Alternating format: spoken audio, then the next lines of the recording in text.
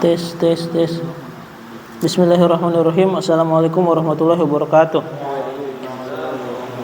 Alhamdulillahirabbil alamin. Wa bihi nasta'in ala umuri dunya waddin. Wassalatu wassalamu ala nabiyyina Muhammad wa ala alihi wa sahbihi ajma'in. Amma ba'd.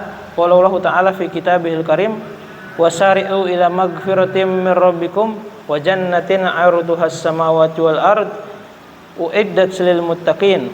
Wa qala Rasulullah sallallahu alaihi wasallam, huffatil jannatu bil makari wa huffatin nar bisyahawat. Amma ba'd.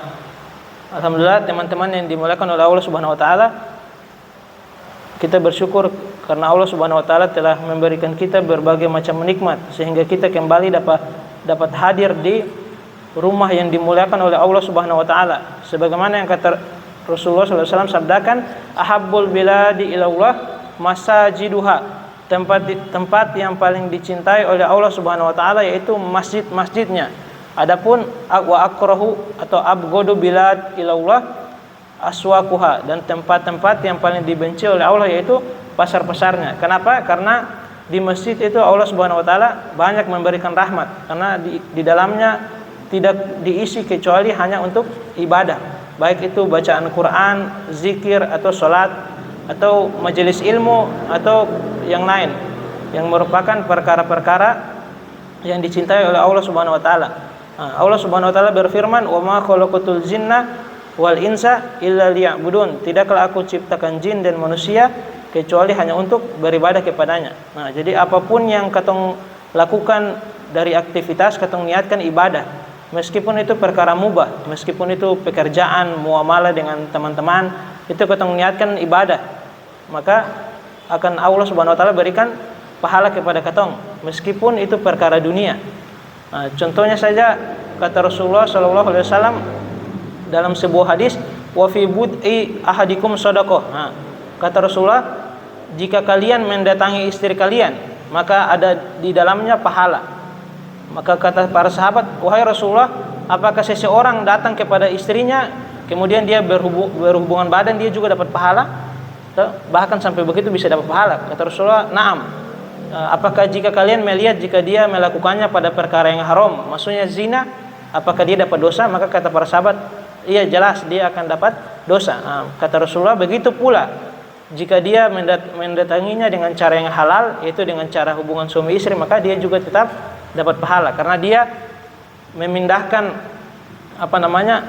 perbuatan tersebut kepada perkara yang halal. Jadi segala perkara, baik itu perkara dunia ataupun akhirat, kalau ketong niatkan untuk agama maka akan diberi pahala. Innamal a'malu binniyat. Setiap amal, segala sesuatu tergantung dari niatnya. Setiap amal tergantung dari niatnya. Jadi kemarin ketong sudah bahas tentang pengorbanan para sahabat dalam meraih surga. Yang pertama ketong sudah bahas bahwasanya para sahabat, kenapa para sahabat dan para ulama dong sungguh-sungguh dalam meraih surga, karena dong sudah dijelaskan oleh Rasulullah tentang keindahan yang ada di dalam surga. Seperti yang ketong sudah sebut kemarin, bahwasanya di surga tuh ada berbagai macam kenikmatan yang Allah Subhanahu wa taala berfirman dalam hadis qudsi mala ainun ra'at.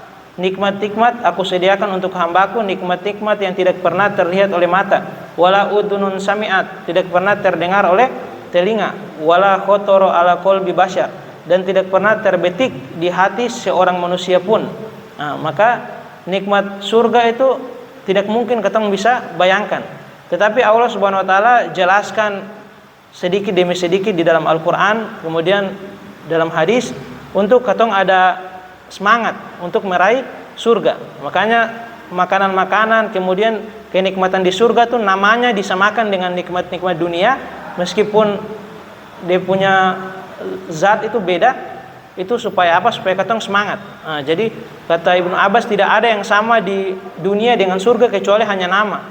Di dunia ada kasur, di surga ada kasur. Di dunia ada perempuan cantik, di surga ada perempuan cantik. Di dunia ada buah-buah, di surga juga ada buah-buah. Itu disamakan namanya tapi hakikatnya berbeda. Yang ada di surga tuh jauh-jauh lebih nikmat daripada kenikmatan dunia. Karena nikmat dunia kata Rasulullah hanya satu tetes dibandingkan dengan nikmat surga yang ibaratnya tuh seperti lautan, seperti samudra. Disebutkan kemarin fiha jannati wa uyun, di surga ada kebun-kebun dan juga uyun. Jannah itu artinya dalam bahasa Indonesia surga, tapi secara bahasa itu artinya kebun. Kenapa surga diistilahkan dengan kebun? Karena sudah jadi perkara yang normal. Bahwasanya manusia itu suka dengan perkara-perkara yang ada di taman itu, seperti sungai, kemudian daun-daunan. Apalagi orang yang diajak bicara oleh Rasulullah itu orang-orang pedalaman Arab. Maka yang sering dong lihat itu kebun-kebun, kemudian sawah ladang, sehingga Rasulullah jelaskan tentang kenikmatan surga itu ibarat apa-apa yang ada di dunia, supaya bikin dong lebih semangat. Kenapa disebutkan jannah, kebun? Jannah itu artinya kebun yang saking lebatnya di pohon-pohon sampai tidak terlihat dia punya lantai, tidak terlihat dia punya tanah. Jadi saking banyaknya pohon-pohon kebun tersebut sampai tidak terlihat dia punya dasar tanah. Itu namanya jannah, artinya kebun yang penuh dengan pohon-pohon. Jadi kata dalam bahasa Arab yang didahului dengan jim dengan nun itu rata-rata semua tersembunyi. Contohnya jannah ini, jim nun dengan ta, itu artinya kebun yang tertutupi. Jadi dia tertutupi oleh pohon-pohon sampai tidak kelihatan dia punya dasar. Begitu juga kata lain yang didahului dengan jim dengan nun. Contohnya jin itu tidak kelihatan, makanya dinamakan dengan kata jin dengan nun. Kemudian janin sampai sudah jadi bahasa Indonesia janin yang ada di perut seorang ibu, itu juga tidak kelihatan, makanya dinamakan janin. Begitu juga junun atau majnun atau gila. Kenapa dinamakan gila dengan kata jin dengan nun? Karena orang yang gila tuh akalnya tertutupi atau terhalangi karena dia gila. Jadi kata jim dengan nun itu asal katanya pada sesuatu yang tertutupi. Begitu juga jannah, surga ini perkara goib. Kita belum pernah lihat surga. Makanya disebutkan dengan bahasa jim dengan nun. Jadi setiap kata dalam bahasa Arab kebanyakannya yang didahului dengan jim dengan nun itu dia masuk dalam perkara yang tidak terlihat atau goib. Jadi kita sudah bahas ada surga, jannah, ada uyun atau mata-mata air surga. Kalau kita membuka surat Muhammad nanti ada di situ. Mathalul jannati allati wu'ida lil muttaqin, mathalul jannati allati wu'idat lil muttaqun. Diputar jemaah itu perumpamaan surga yang disediakan untuk orang-orang yang beriman. Itu ada sungai susu, kemudian sungai madu, kemudian ada sungai susu, sungai madu, sungai khamar. Di surga juga ada sungai khamar, tapi khamar yang tidak memabukkan. Syaratnya apa? Kata Rasulullah, syarat supaya kita bisa minum sungai khamar itu, kata Rasulullah, man yashrabu khamar fid dunya la yashrabuha fil akhirah. Kata Rasulullah, barang siapa yang minum minuman keras di dunia atau khamar di dunia, maka dia tidak akan minum nanti di surga. Jadi kalau kita mau supaya kita minum minuman yang paling nikmat di surga itu khamar di surga, maka jangan ketong minum minuman keras di dunia. Jadi minuman keras itu merupakan bagian dari perbuatan setan. Karena orang yang minum minuman keras pasti dia dikuasai oleh setan. Makanya di dalam Al-Qur'an innamal khamru wal maisiru wal ansabu, sesungguhnya minuman keras, judi dan juga yang lain-lain semua rijsun min amali syaiton. Semua itu najis dan merupakan perbuatan syaitan. Fajtanibuhu, maka jauhilah dari perbuatan tersebut. Dan banyak amalan-amalan supaya kita dapat salah satu kenikmatan di surga. Contohnya kata Rasulullah, barang siapa membangun masjid maka akan dibangunkan baginya rumah di surga. Jadi kalau kita mau booking istana di surga atau rumah di surga, kita bangun masjid. Ada lagi makanan surga. Barang siapa yang berjalan menuju masjid untuk sholat berjamaah, maka dia akan diberikan hidangan di surga. Jadi kalau kita tiap hari sholat 5 waktu itu sudah dihitung. Kita punya jumlah kenikmatan di surga itu selalu bertambah bersamaan dengan kita punya amal soleh. Semakin bertambah tuh kita punya derajat di surga semakin dinaikkan. Dan surga tuh bertingkat-tingkat, bahkan beribuan tingkat, miliaran tingkat. Bagaimana tidak? Dunia saja, di dunia saja katong lihat banyak perkara tuh bertingkat-tingkat. Ada orang yang dia dapat kenikmatan itu tingkat 5, ada tingkat 6, tingkat 7, tingkat 8. Manusia beda-beda. Ada yang dia kaya tapi mendekati miskin. Ada yang kaya raya, ada yang kaya sampai jadi crazy rich, kaya sekali. Nah, jadi beda-beda. Allah bedakan makhluk di dunia bagaimana dengan surga yang lebih indah. Di dunia yang nikmatnya kecil ini saja ada ribuan tingkat, Ada orang yang miskin grade 1, grade 2 sampai grade 1000, macam-macam. Sekarang anak tanya kalau Haji Amir Kampung Butung, orang kaya kesana? Orang kaya, Kalau di mata katong itu orang kaya. Tapi kalau Haji Amir buku dapat dan Chin Hok di Langgor, pasti perbedaan jauh, Perbedaan jauh. Nah, tapi kalau katong lihat Chin Hok buku dapat dengan misalnya siapa? Dengan Prabowo misalnya, bukan Prabowo, beda jauh juga, Prabowo lebih kaya jauh. Kalau Prabowo buku dapat dengan Erick Thohir atau Sandiaga Uno, nah, Erick Thohir dan Sandiaga Uno lebih kaya. Kalau Sandiaga Uno buku dapat dengan Raja Arab Saudi, perbandingan jauh sekali. Kalau Raja Arab Saudi buku dapat dengan misalnya Bill Gates, Bill Gates yang lebih kaya lah, atau Raja Arab Saudi lebih kaya. Pokoknya ada yang lebih kaya. Jadi kekayaan di dunia saya bertingkat-tingkat.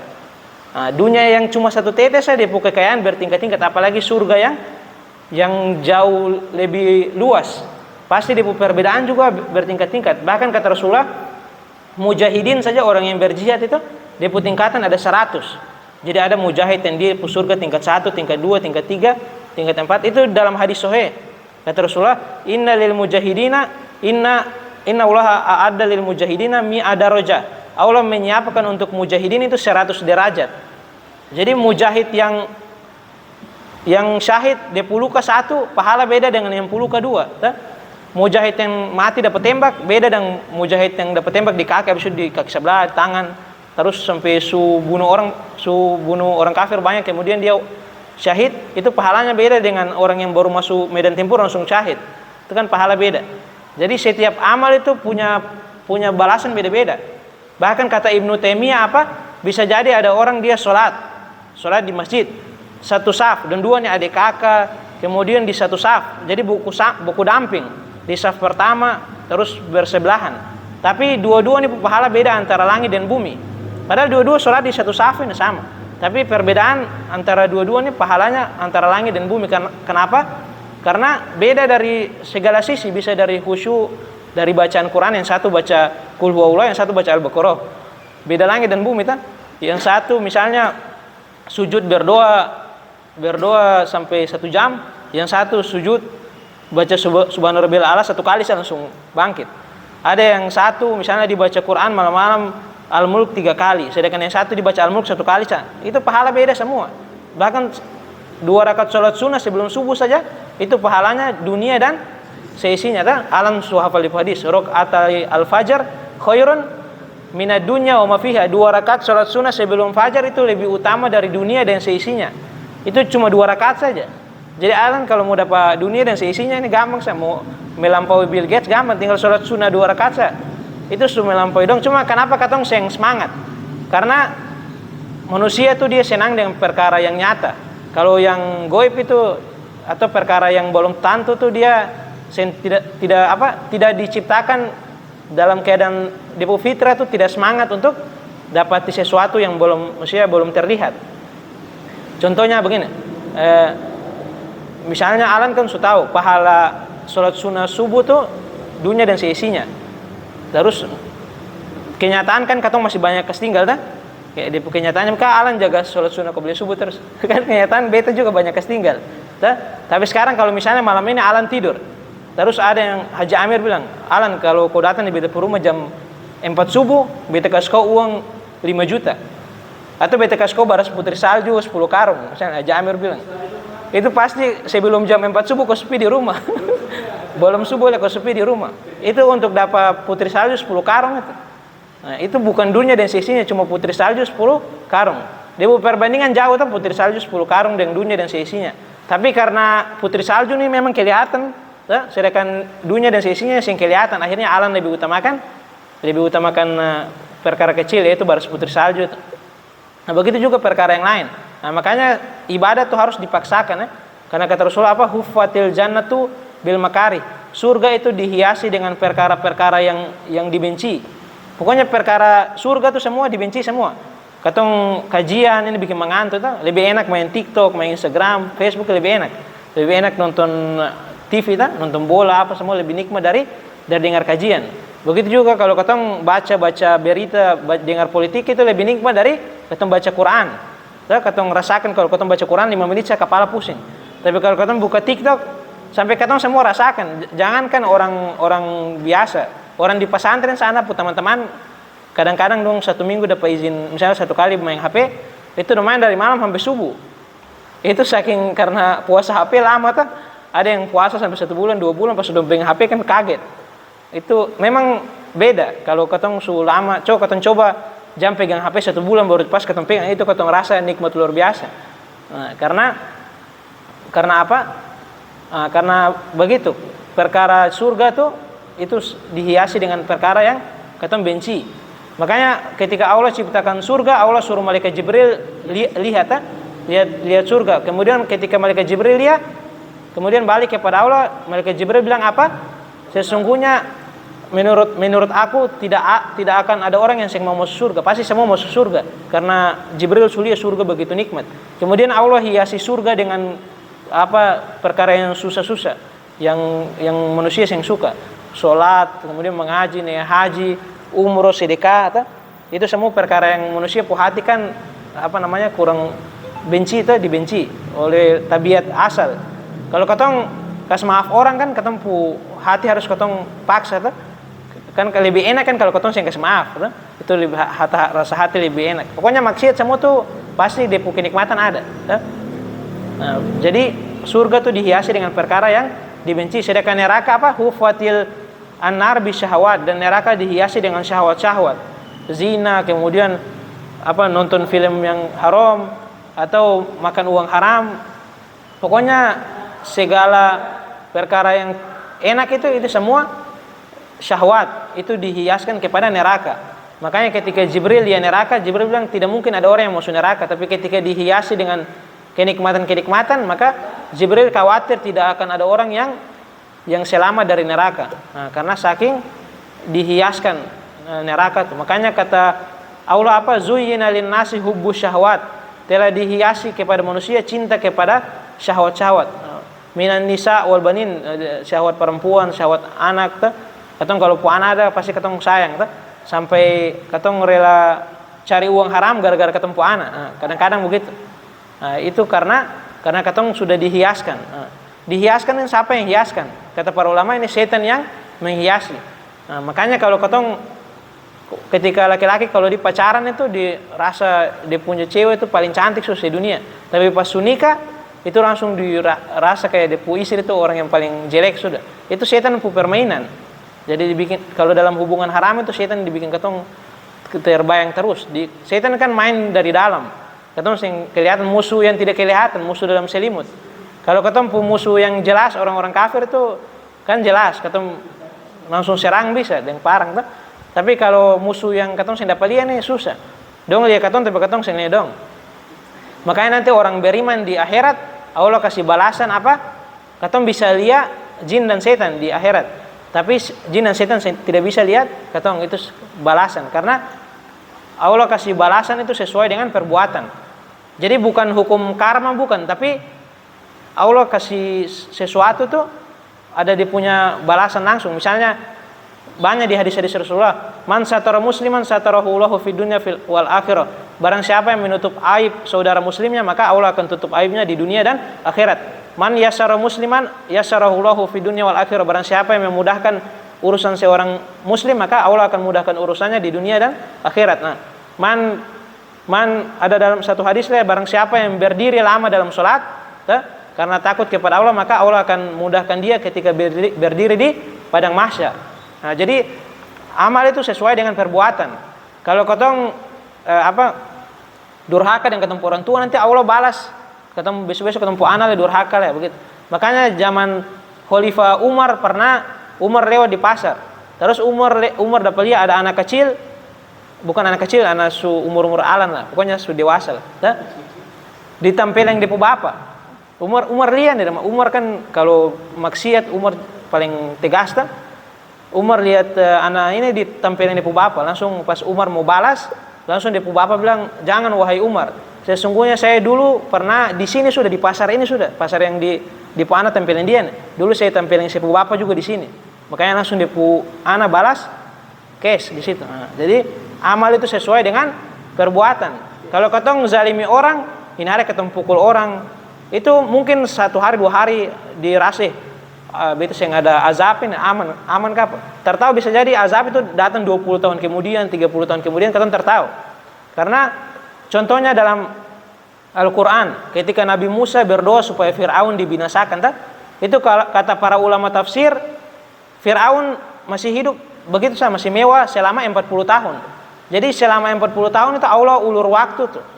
Jadi setelah Nabi Musa berdoa supaya Allah lenyapkan Firaun dan dia punya kaum, Allah masih tunda sampai 40 tahun kemudian baru Allah kasih azab kepada Firaun dan dia punya bala tentara. Tujuannya apa? Ada dia punya hikmah supaya Nabi Musa tambah bersabar tak? Nabi Musa kalau sabar dia punya derajat tambah naik. Sedangkan Firaun tambah maksiat, tambah sombong, nanti dia punya azab juga tambah besar. Jadi jangan katong bilang kenapa orang-orang di Israel sana dong aman-aman saja, dong tiap hari bunuh orang Palestina tapi dong tiap hari hidup senang-senang. Itu katong tertahu, tunggu saja. Bisa jadi 10 tahun, 20 tahun, 30 tahun atau sampai dong meninggal baru dong dapat. Dan kalau sudah dapat pas wafat itu susah yang ada kata ampunan lah. Karena orang kafir kekal di neraka. Kekal selama-lamanya. Jadi jangan katong rasa orang Yahudi dong enak dong bisa bunuh para nabi, bunuh masyarakat di Palestina, tapi dong aman-aman saat itu belum. Itu Allah kasih istidraj, Allah ulur waktu supaya dong tambah dong kesombongan sehingga Allah binasakan dong langsung secara tiba-tiba. Nah begitu. Jadi kematian mendadak itu kata Rasulullah itu kebaikan bagi orang beriman, dan itu adalah perkara yang buruk bagi orang yang jahat. Jadi kadang-kadang Allah kasih kematian mendadak sehingga ada penyakit apa tiba-tiba meninggal. Nah itu tanda kebaikan kalau untuk orang beriman, karena dia istirahat dari kesusahan di dunia. Sedangkan untuk orang-orang kafir itu tanda buruk, karena tidak ada dalam kesenangan ada dalam kekayaan, kemudian kemewahan, tiba-tiba langsung Allah cabut dia punya nyawa. Jadi jangan katong berprasangka buruk kepada Allah, katong rasa katong hidup susah apa, mungkin Allah sayang katong Allah tuh bilang dalam hadis qudsi, aku tergantung prasangkaan hambaku. Nah, jika dia berprasangka baik maka dia akan dapat kebaikan. Tapi kalau dia prasangka buruk berarti dia dapat keburukan. Kayak contoh katong rasa beta nih sholat rasa berat, kayaknya begini Allah kehendaki beta keburukan begitu. Kalau katong pu prasangka begitu nanti Allah kasih begitu. Jadi katong ini sesuai katong pu takdir sesuai dengan katong pu mindset. Kalau katong rasa Allah mau pengampun, katong ambil dia pu sebab, katong bertobat, banyak istighfar, nah itu nanti Allah juga kasih kebaikan per katong. Tapi kalau katong prasangka buruk, katong sumaksiat, katong rasa ini kayaknya Allah yang kehendaki beta kebaikan, berarti nanti Allah juga kasih keburukan. Kemudian apa? Di antara nikmat-nikmat surga, katong masuk di tema lain terlalu dalam. Di antara nikmat-nikmat surga katong subahas semua. Bahwasanya fima ma tastahi anfus wa taladdul ayun. Di dalamnya apa-apa yang diinginkan oleh hawa nafsu, dan juga diinginkan oleh al-ayun. Ayun ini diinginkan oleh manusia lah, diinginkan oleh ayun ini jamak dari manusia. Fiha fawaki katsira, ada buah-buahan yang banyak. Yalbasuna min sundus, mereka pakai pakaian dari sutra. Yatazawajuna min hurin in, menikah dengan bidadari-bidadari surga. La yadukuna fiha al-maut illa mautatal ula, mereka tidak rasakan kematian. Karena kematian kemarin katong bahas sudah disembeli, kematian sudah disembeli. Karena kalau kematian belum disembeli nanti penduduk surga akan mati karena terlalu bahagia. Nah, jadi kematian ditiadakan di surga. Begitu juga di surga, la yabuluna wa la yatagawatun, sing ada kencing, sing ada buang air, sing ada semua. Terus ada yang tanya, kalau begitu katong punya bekas makanan pergi di mana? Nah, itu pernah ditanyakan oleh sahabat kepada Rasulullah. Maka kata Rasulullah, dia jadi sendawa. Jadi orang beriman ketika makan makanan di surga dia punya bekas itu jadi sendawa yang dia bau lebih harum dari minyak kasturi. Dan juga ada yang bilang keringat, jadi sendawa dan keringat. Jadi keringat tapi baunya harum. Jadi tidak ada kata kenyang di surga. Di dunia kalau misalnya kata makan yang kenyang-kenyang itu nikmat luar biasa tuh. Misalnya alan puang banyak, baru alan bisa makan bebas, terkenyang-kenyang, baru yang dapat penyakit apa-apa. Wah itu alan manusia paling bahagia di dunia. Karena bisa makan apa saja bebas. Kemudian banyak kan nikmat-nikmat yang Allah jelaskan dalam Al-Quran dan Rasulullah jelaskan di dalam hadis. Sehingga para sahabat dan para ulama dong bersemangat, dong jadikan dompu dunia ini ladang amal soleh, dong tiap hari lakukan berbagai macam amal soleh, baik itu sedekah atau berbuat baik kepada istri, pokoknya segala perkara dunia dong jadikan ibadah. Segala sesuatu dong jadikan ibadah, dong memandang niat kebaikan, dong melangkah juga niat baik lah. Biar dong tak ada uang tapi niat, kalau beta ada uang nanti beta naik haji. Yang penting niat baik dulu. Beta kalau bisa baca Quran baik-baik, beta niat hafal Quran, biar susah tapi ada niat lah. Satu hari saya hafal satu ayat. Beta nih kayaknya susah untuk jadi ulama, tapi minimal hadir selalu di majelis ilmu. Jadi katong lihat pengorbanan para ulama supaya katong lebih semangat dalam ibadah. Disebutkan di sini di sebuah artikel tentang semangatnya para sahabat dan para ulama dalam menuntut ilmu dan dalam ibadah. Ada banyak kitab-kitab tentang pengorbanan para sahabat dan para ulama dalam menuntut ilmu. Misalnya Qimatuz Zaman. Qimatuz Zaman itu begitu berharganya waktu. Di nama kitab itu Qimatuz Zaman. Kalau saya dia terjemah ada tentang, tapi dia terjemah mungkin keutamaan waktu atau apa yang depu tema lebih bagus lah. Tapi depu kitab bahasa Arab itu Qimatuz Zaman. Ada Sabrul Ulama fi Talabil Ilm, kesabaran para ulama dalam menuntut ilmu. Pokoknya depu kitab banyak dan banyak yang sudah diterjemahkan, tinggal katong ketik PDF kitab pengorbanan para ulama dalam menuntut ilmu, nanti ada muncul pasti, tinggal katong baca. Jadi di sini katong sebutkan pengorbanan para ulama dalam menuntut ilmu supaya bikin katong semangat. Karena baca sirah sahabat, sirah para ulama itu bikin katong semangat. Sebagaimana itu cara Allah mendidik Rasulullah. Jadi ketika Rasulullah dapat ujian banyak, Allah turunkan surat Yusuf, mengingatkan Rasulullah kalau zaman dulu juga Nabi Yusuf banyak dapat ujian. Ketika Rasulullah sakit, Allah turunkan ayat tentang sakitnya Nabi Ayub 18 tahun. Ketika Rasulullah dapat tekanan dari orang kafir Quraisy, Allah kasih turun ayat tentang perjuangan Nabi Musa dalam dakwah, sampai dapat kejar-kejar oleh Firaun, sampai dapat bantah dari orang-orang Bani Israel, orang-orang kelas kepala, tapi Nabi Musa tetap berdakwah. Begitu juga Allah kasih cerita-cerita begitu supaya Rasulullah lebih semangat. Begitu juga katong baca siro-siro para ulama yang dong berkorban untuk agama, sehingga katong juga bisa minimal ikut dong, meskipun katong bisa tiru 100%, minimal katong ikut lah, meskipun 30% ke 40%, katong ambil dong punya keberkahan sedikit. Di sini disebutkan yang kayak kemarin, tapi katong baca lanjut ya.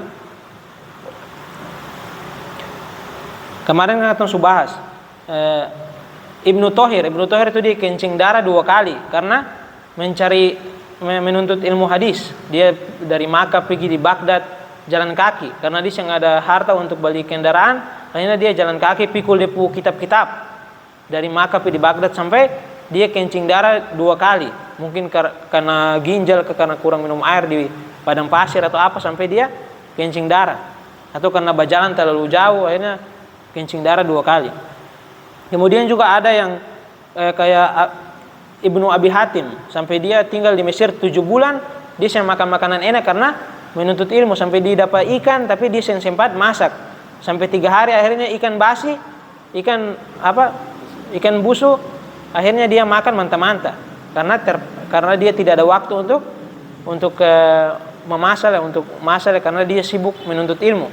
Jadi zaman dulu tuh ilmu kan kayak sekarang. Kalau sekarang katong tinggal buka YouTube, kalau ustadz tulis panjang-panjang di papan tulis, katong tinggal foto saja Satu kali foto langsung tertempel. Langsung ketemu bisa print apa semua jadi. Tapi itu karena tidak ada dia punya kesulitan, akhirnya dia punya keberkahan hilang ya. Nah, jadi keberkahan hilang. Jadi kalau orang susah dalam menuntut ilmu itu dia berkah lebih banyak. Katong lihat tiap hari katong lihat TikTok itu ilmu banyak tetap. Al-Quran, hadis katong baca ulang tapi masuk telinga kanan keluar telinga kiri. Karena tidak berkah. Beda dengan para sahabat dong dengar hadis satu saat. Dong berjalan 1 bulan dengar 1 kali dengar itu langsung hafal. Karena itu keberkahan ilmu. Jadi ilmu itu bukan berkaitan dengan depu banyak tapi dia punya depu keberkahan ya. Laisa al ilmu bikasrati hifz, innamal ilmu al khosyah. Ilmu itu bukan katong memperbanyak hafalan tapi ilmu itu katong punya rasa takut. Jadi semakin katong berilmu katong semakin takut kepada Allah gitu. Nah, contohnya di sini tadi katong sudah bahas tentang Ibnu Thohir dan Ibnu Abi Hatim. Kemudian Al-Khoyat juga sudah yang dia belajar di seluruh waktunya sampai dia berjalan di jalan dia masih baca buku. Akhirnya dia jatuh di jurang, kemudian kadang dia tabrak ke hewan-hewan kendaraan yang di jalan karena saking serius dalam menuntut ilmu. Kemudian Ibnu Aqil yang dia salah satu ulama yang punya paling banyak karangan atau paling banyak hasil kitab yang ditulis oleh Ibnu Aqil. Nah, jadi kemarin itu bukan anak bilang 600 jilid, salah, yang betul 800 jilid. Jadi yang ditulis oleh Ibnu Aqil satu kitab namanya Al-Funun, tapi kitab itu hilang. 800 jilid. Coba bayangkan kalau misalnya kitab itu ada sampai sekarang. Itu mungkin katong bisa lihat langsung kan? Minimal di foto lah. Kalau saya lihat di perpustakaan, katong bisa lihat di foto. Tapi kitab itu sudah hilang. Itu paling sayang sekali, ditulis 800 jilid baru kitab hilang, tapi tetap dia dapat pahala. Meskipun dia kitab orang saya manfaatkan, tapi dia punya susah payah dalam menulis kitab itu sudah ditulis pahala. Innamal a'malu bin niat. Amal tergantung dari niat. Kemudian jadi banyak ulama yang dia tulisan itu hilang. Jadi ada yang dia tulisan kekal sampai sekarang kayak kitab-kitab yang paling terkenal Riyadhus Shalihin, Sahih Bukhari. Itu karangan Imam Bukhari, tapi ada kitab-kitab lain yang Imam Bukhari tulis tapi mungkin karena diserang oleh Mongol dulu akhirnya separuh hilang.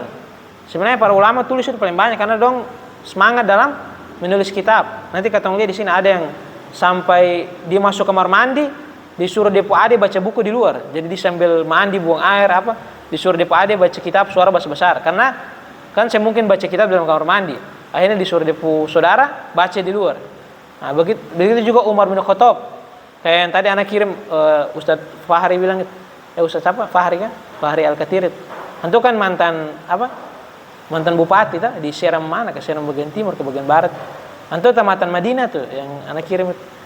Nah, itu bilang Umar itu dia menuntut ilmu di waktu bagi 2. Jadi dia dan dia punya hamba sahaya bagi 2 hari. Jadi misalnya hari ini Umar hadir di majelis Rasulullah. Nah, kemudian hari berikutnya Umar pergi kerja. Nah, itu sudah.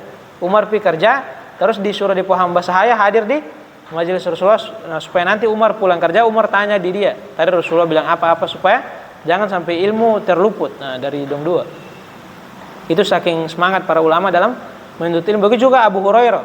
Abu Hurairah itu bagi waktu jadi 3 malam-malam. Jadi dia depu istri dan depu hamba sahaya. Jadi ada yang tidur di awal malam. Jadi malam dibagi 3. Ada yang tidur awal malam, ada yang tidur pertengahan malam, ada yang tidur akhir malam. Jadi contohnya awal malam Abu Hurairah bangun dulu. Dia belajar. Kemudian setelah 1/3 malam dia kasih bangun depu istri, dia tidur. Kemudian depu istri belajar. Habis itu setelah 2/3 malam dia kasih bangun depu pembantu. Terus depu istri tidur lah. Nah, begitu. Jadi dong bagi malam jadi 3. Nah, ini bagus ya kalau besok kalau Alan nikah Alan dan depu istri bagi malam jadi 3. Jadi malam 1/3 malam pertama Alan sholat mengaji, terus 1/3 malam kedua itu dua semua bebas mau bikin apa.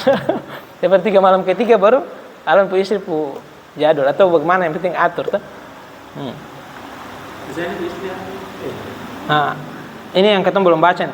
Wa sami'tu Syekhona Abul Abbas. Nah, ini perkataan Ibnul Qayyim.